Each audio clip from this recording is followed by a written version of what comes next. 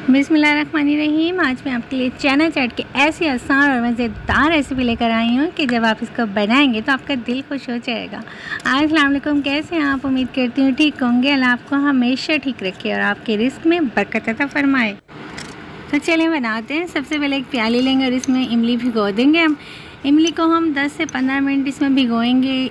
इस टाइम में इमली नरम हो जाएगी तो हम इसके बीज निकाल देंगे, चम्मच से इसे मिक्स करेंगे और ये हमारे पास इसका ये गुदा तैयार हो गया है। अब इसे रख देंगे हम एक साइड पर।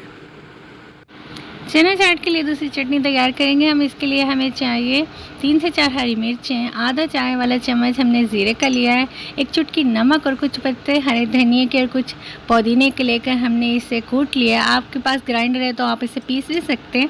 तो ये हमारी हो गई दूसरी चटनी तैयार। अब हमने लिया आधी प्याली दही की और दही के अंदर इस चटनी को डाल देंगे और डालकर हम कर लेंगे इसे मिक्स। ये हमारी दूसरी चटनी तैयार हो रही है चना चाट के लिए। दही और इमली की चटनी हो गई है तैयार। रात को लिए थे हमने चने वाइट और उन्हें भिगो दिया था। सुबह हमने उन्हें उबाल लिया है। उबले हुए चने लेंगे और आलूओं को छोटे छोटे टुकड़ों में काट लेंगे। इसके बाद हम इसमें प्याज और बारीक कटी हुई प्याज ले लेंगे या हम चॉप कर लेंगे, आपकी मर्ज़ी है। और टमाटर ले लेंगे एक बड़े साइज़ का, और भी हम काट कर चने की चाट में शामिल कर देंगे। इन तमाम चीज़ों को चाट में डालने के बाद हम लेंगे 2 हरी मिर्चें लेंगे, एक खाने वाला चम्मच चाट मसाले का, अगर आप ज़्यादा खाते हैं तो ज़्यादा शामिल कर लें। अच्छा, इसमें आपने डालने हैं थोड़ी सी लाल मिर्चें अगर आपको पसंद है, वरना मत डालें। इसमें हम दोनों चटनियाँ शामिल कर देंगे जो हमने बनाई थी। इसके बाद हम थोड़ी सी एक प्याली के करीब दही इसमें शामिल कर देंगे। अगर आपको दही खाना ज़्यादा पसंद है तो आप ज़्यादा डाल सकते हैं।